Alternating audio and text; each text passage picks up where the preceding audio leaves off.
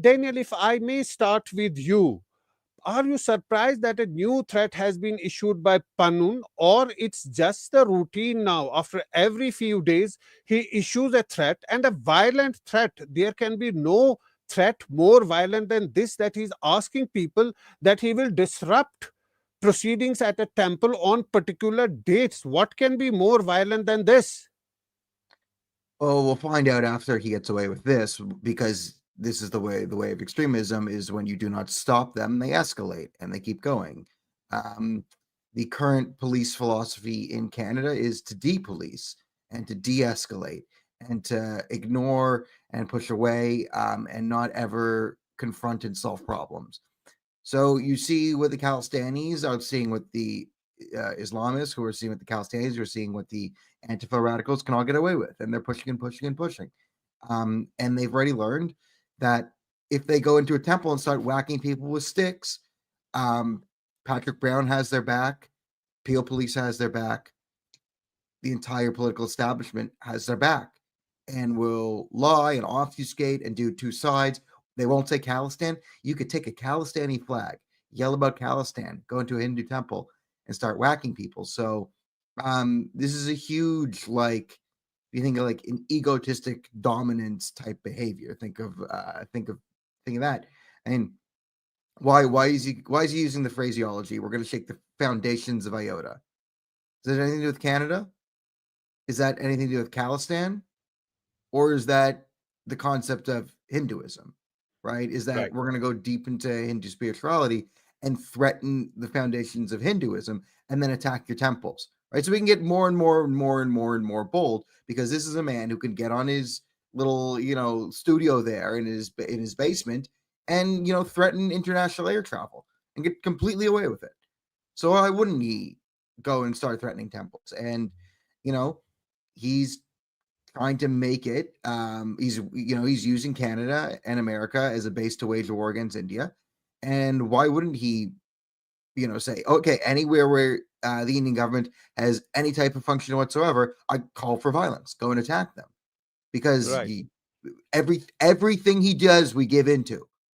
We've already said, oh, if he's going to threaten temples, if Panu threatens a temple, Patrick Brown gets in Brampton. Patrick Brown makes sure that he gets on the phone and with the Peel Police and says, oh, it's a very bad thing. And the Peel Police work together, and then they threaten the temple and say, oh, you need to give us 100,000, 60,000, whatever amount of money for us to protect you, because it's not a Canadian event. It's the India consulate signing thing. Right. So then it's a private event. Like, this is the heckler's veto. They're Right. saying that anywhere that the Indian government steps foot in Canada, they're going to organize, they're going to make a terrorist threat, and then the police are going to help them out by shutting it down. Right. And then we're going to rinse, watch, and repeat, and repeat, and repeat, and repeat, and repeat until it's stopped. But you don't just, terrorists don't stop. You cannot reason with them.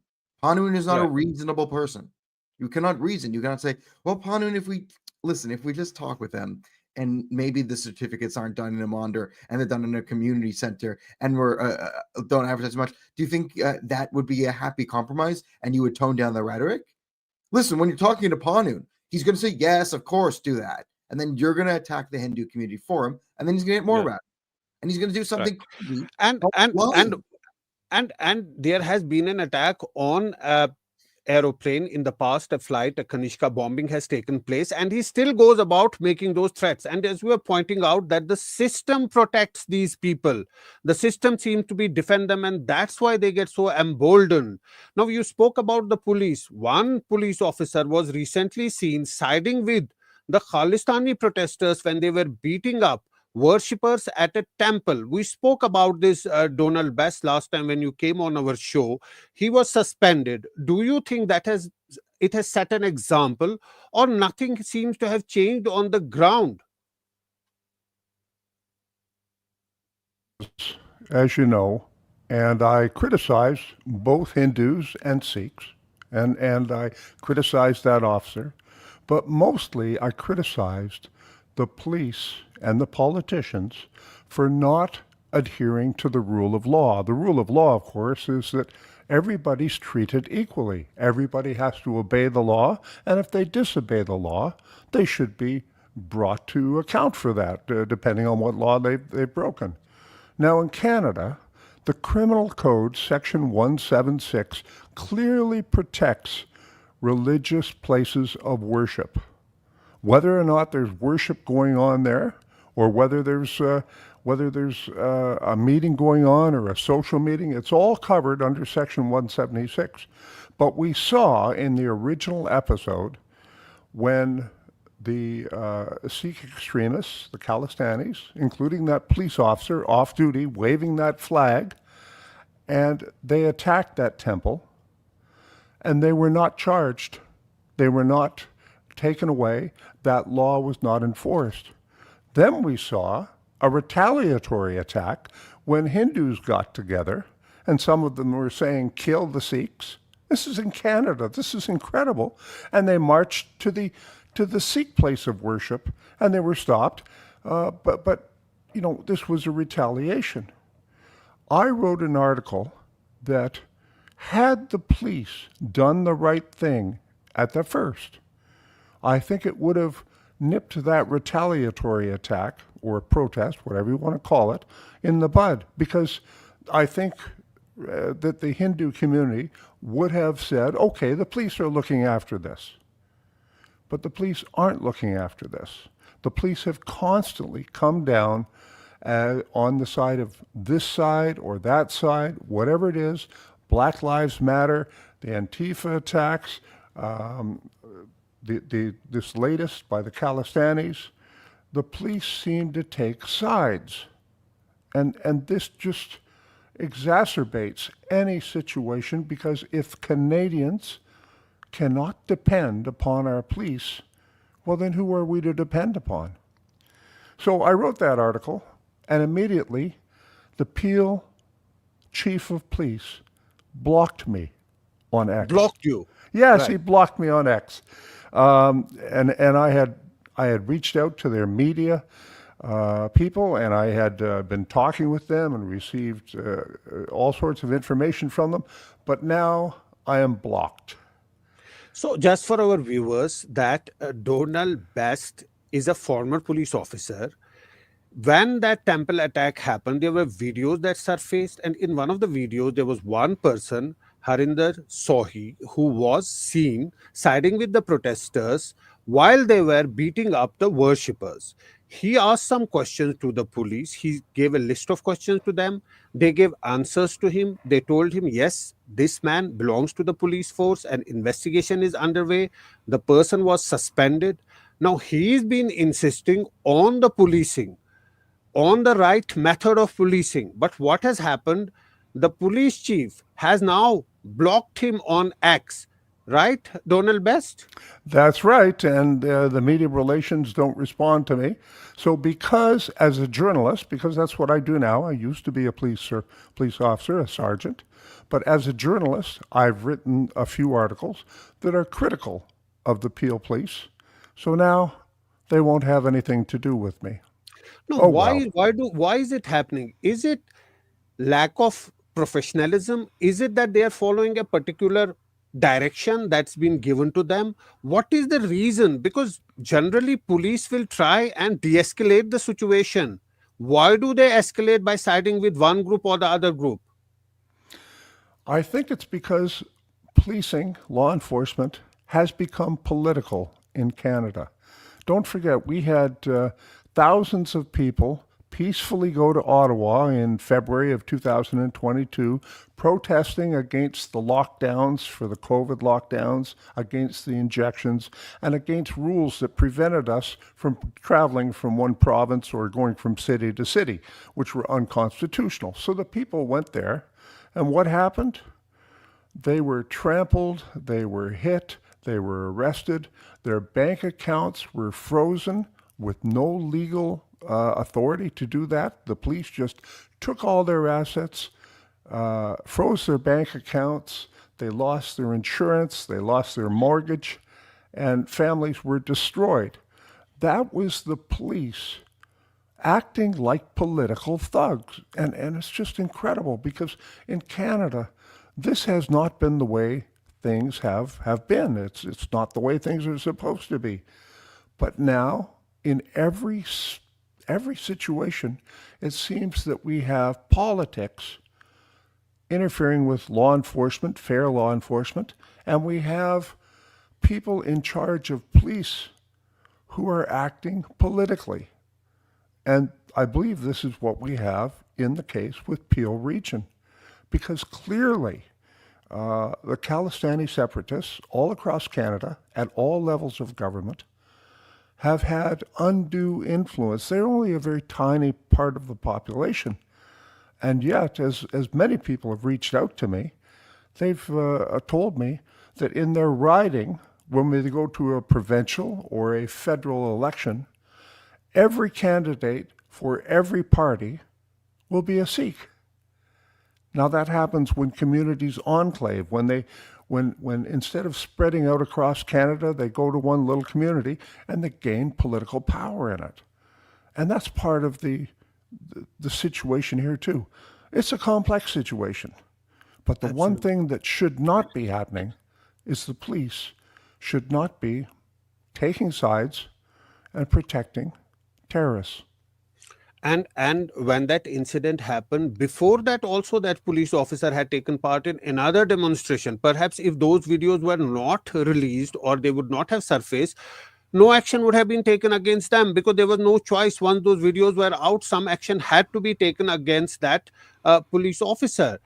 But Prabhu Dayal, the point that Donald Best was also indicating too is that Khalistani seem to have infiltrated the system at multiple levels. That's why they are emboldened. Pannu continues to give threats, threatening threats after threat, one after the other, without any consequences. And they are saying that they will again stop worshippers at the temples, and they are going to resort to violence. How is it possible if Khalistani separatists have not infiltrated the system in a big way? Another pointer to that is that the conservatives cancel the Diwali party. It's not just the liberals, but it's all across the system that this thing seems to have creeped in. Well, first of all, I would like to compliment the previous speaker, Mr. Donald Best, for his very correct analysis. He really hit the nail on the head when he said this problem has started because the police is taking sides. The police in Canada seems to have become politicized, and he rightly pointed out various examples to show what he was driving at. Now, I would like to say that Sikhs are considered here in India among the most loyal and patriotic section of our society. But there are a handful of exceptions who are extremist Sikhs. Now, Canada has become a hotbed for anti India activities by extremist Sikhs. Uh, these extremist Sikhs are openly calling for the breakup of India and for the creation of a sovereign state called Khalistan in the Punjab region of India. Now, many extremist Sikhs, including gangsters and terrorists who belong to the Punjab area, have fled to Canada with the help of the Canadian authorities, with the help of the Canadian High Commission here, and they have been given citizenship by the Canadian government. And despite several requests by India, the Canadian government has not taken action against these anti India elements. India sent many extradition requests, but the Canadian authorities have not extradited these terrorists who are wanted by us. Now, from their safe haven in Canada, these terrorists have been involved in masterminding attacks against India. And the media has time and again reported that violent Khalistani mobs with swords and weapons, these mobs of extremist Sikhs, they have been going around looking for Hindus to attack them. And unfortunately, no action has been taken by the Canadian police because, as Mr. Donald Best was pointing out, the Canadian police is siding with these extremist Sikhs. In fact, these many sections of the police authorities there are openly supporting these radical goons and terrorists against the other sections of the Indian diaspora, but particularly the Hindus and the moderate Sikhs. So, unfortunately, the open support by the Canadian police to the Khalistani extremist Sikhs has come out in the open, as you mentioned, after a video surfaced of some police officer uh, himself attacking the Hindus at the Brampton temple, and he was siding with the extremist Sikhs who were part of that activity. Now, what is very, very sad is that there were some consular camps which were to be held in the Greater Toronto area, and these were to be held at two Hindu temples, and these have had to be cancelled because this extremist Sikh called Gurpatwant Singh Pannun has issued threats against the Indian diplomats who would be organizing those consular camps. Let me mention that the whole purpose of organizing consular camps is that the consulate officials go to distant places and help people who are Indians or people of Indian origin to get services.